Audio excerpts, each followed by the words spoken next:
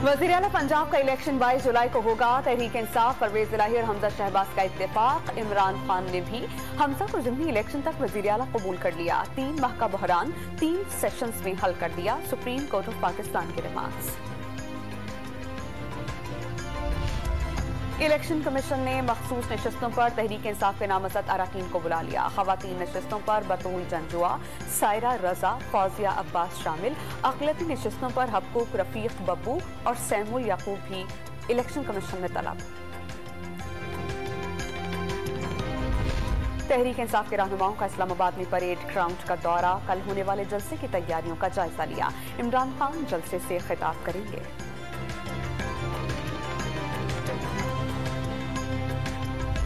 वज़ीर ख़ारजा बिलावल भुट्टो से अमरीका के नुमाइंदों खुसूसी दिलावर सैयद की मुलाकात। पाक अमरीका 2 तरफा तिजारती ताउन पर बातचीत। अमरीका टेक्नोलॉजी के शुबे में पाकिस्तान से ताउन जारी रखेगा। अमरीकी नुमाइंदा खुसूसी की यकीन दहानी।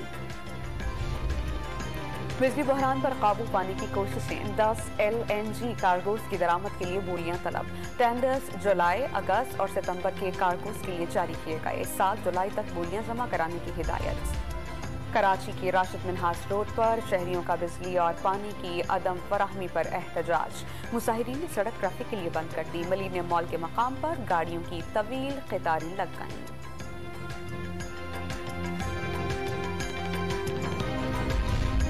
कराची में लोड शेडिंग के खिलाफ जमात इस्लामी का के इलेक्ट्रिक दफ्तर के सामने धरना। सबसे ज्यादा टैक्स देने वाले शहर के लिए हुकूमत के पास कोई सहूलत नहीं। हाफिज नईमुर रहमान बरस पड़े।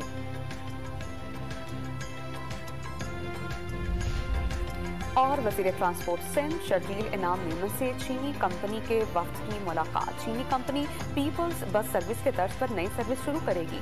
बस सर्विस 500 बसेस की फ्लैट पर मुश्तमिल होगी।